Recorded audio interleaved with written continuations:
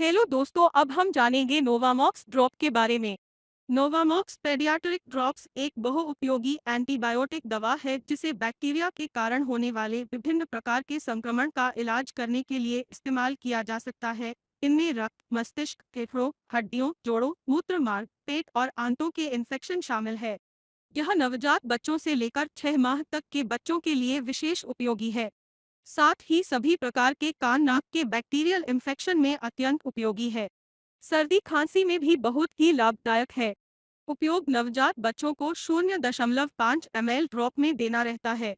इसको इस्तेमाल से पहले अपने डॉक्टर से सलाह लेना अनिवार्य है। धन्यवाद।